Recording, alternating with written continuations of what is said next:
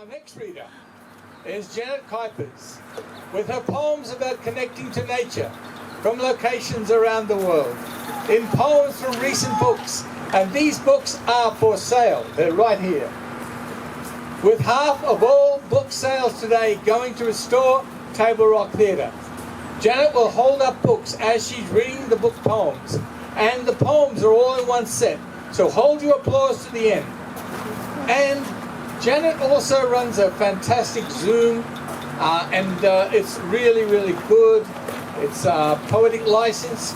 It used to be at Half Price Books and used to be at Recycle Reads, you know, pre-COVID days. But you're here, this is alive, you get to hear the original work of Janet Kuypers. Come on now.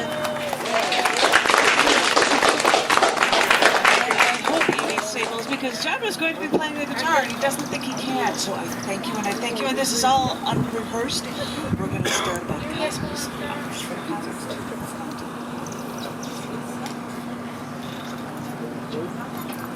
I had to tell him the style of all the stuff that he's going through so we know what on earth we're doing. Hi there. Thank you so very much. He was right in saying that things are things from all around the world and traveling, because this last book has things about travel in it, so I hope you guys enjoy. And I would love it on him. I would. He's the cool. He makes the cool echoey noises. He does. I'm gonna like it. I'll start after you start playing. Thank you.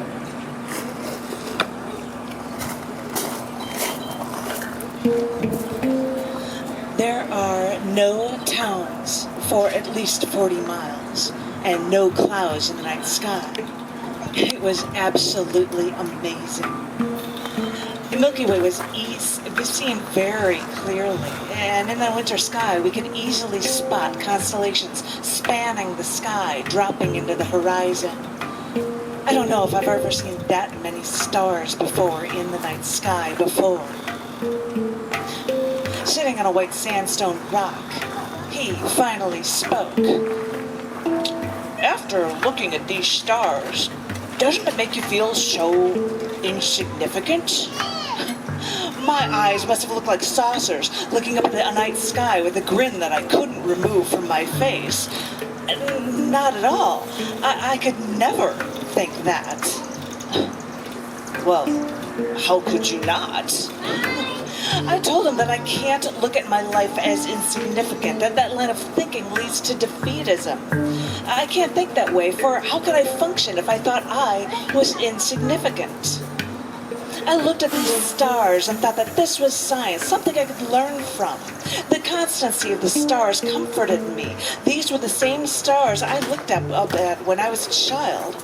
I told him how, in my opinion, the science of astronomy is beautiful in this inherently beautiful night sky. I told him that I love the understanding we can gain about our world by studying other planets and stars and galaxies. And I love the fact that I was on one of those planets and have this unique opportunity to actually look at and contemplate the night sky. Tiny or not, I have the mind to understand that we are all connected and are somehow a part of this amazing universe, especially on nights like this when I'm surrounded by so many stars. That could never make me feel small. I'm going to go to Wyoming. You know, because, you know, I would roll my eyes at going to the first Taco John's in the franchise, and don't question how odd it is that a Tex-Mex fast food joint got its start at, of all places, Wyoming. But make sure to take a trip to Yellowstone, for like clockwork, that old faithful geyser will give you that postcard perfect picture. But what else are you going to see, unless you search for a nearby glacier to walk on top of? Just to make sure and be prepared in case those winds pick up and you crouch down on instinct just to protect yourself from Mother Nature. Because I don't care if you love the high-rises of downtown cities in the States. These great views from enclosed skyscrapers is one thing. It's another to face the elements of nature head on, to truly understand who has the real power on planet Earth. But after receiving ashes from Mount St. Helens, after snorkeling Oahu's beaches emerged from lava beds, after walking the ruins of Pompeii from Mount Vesuvius, after walking the sunken caldera of Deception Island, Antarctica's volcano, or along Galapagos lava beds, after looking past Earth to volcanoes on our own moon, scientists call the moon's dark spots seas, made after not water, but lava. And hearing of more and more volcanic eruptions that you better not attribute to global warming. After all this time, I'm starting to understand how volcanoes made 80% of all of the Earth's surfaces after they formed our early oceans and atmosphere, too. That may be why I drove to the roads of New Mexico this time, just to drive on highways, pull over anywhere along Mount Taylor, and pick up red or black football-sized chunks of lava. And no, you're not stealing them, because there's so many volcanoes and they're so abundant there that you look for things like mesas to break up the outdoor museum of volcanoes that is New Mexico. So I say, take a drive that way. See for yourself. Some of you know that I did periodic table poems, and I thought it was bees that were attracted to my shirt, but that seemed fitting for this next piece, for cesium. Because I always ask, would you like cesium with your hammer? Cesium-137 from nuclear fission blankets our night sky after Cold War tests. It falls globally, but a U.S. professor found East Coast honey had 100 times more cesium-137. Why? Well, because low potassium soil there means that the plants soak cesium instead.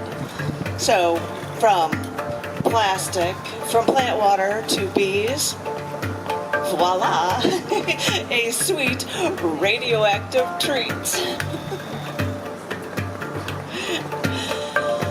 But I think I'm going to Florida. I'm going to Florida this time. Because if you're flying in from across the country, you'll feel that heat and humidity before you even step off the plane. If you were, starting at the tourist traps, leave Disney World and fly down to a smaller, maybe Naples airport instead, down at the end of Radio Road. If they still offer it, spend a small bit of coin to learn how to fly an airplane. For once you reach altitude, they'll let you take over steering. And you can look down at the trees swaying. Route 41, that actually goes up through Chicago into Wisconsin. And yes, it does go. It's also called Tamiami Trail down there. And yes, it does go to Miami, but learn how to say it properly.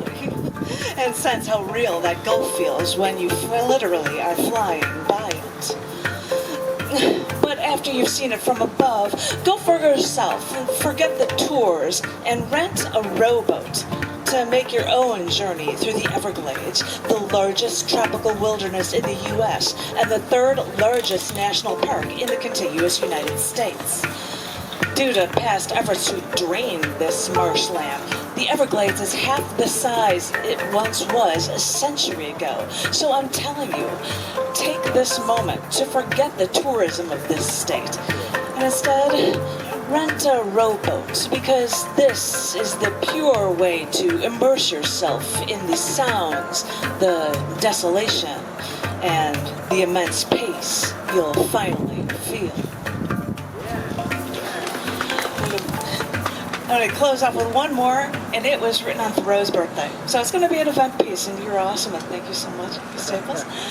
This is Knowingly Live, Purposefully Live. Life is as precious and as deliberate as you choose it to be.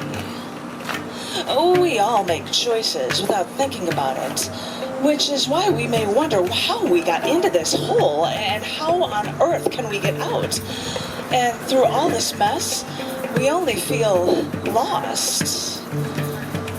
But it is only after we make that conscious choice to act on our beliefs that we begin to feel alive again. Oh, you talk about beliefs. It's all just overreacting. We've been fine all along. That's just how everyone lives. Yes, and everyone wallows in that pit that no one remembers falling into. So stop passively asking others to dictate your lives and control you. Step out and say something. Because civil disobedience isn't the act of the insane. It is a measure that people take when they realize that things have gone too far and they can't just sit back and do nothing. For if you are lost, seek the truth, as all philosophers do. For the definition of a philosopher is a person who seeks the truth. And the true key may be to live simply, to live in harmony with nature and commune with our surroundings. Once you do that, it will seem simple to live deliberately, to live strategically. And suddenly, once you begin to think through life, you'll see that you are no longer lost.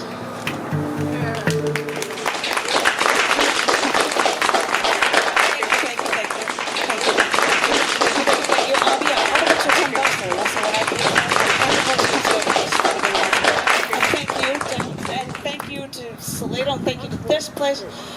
Oh, I don't have anything else. I just did my set, but earlier you gave me a time limit, and I am following. I am doing as I was told. Thank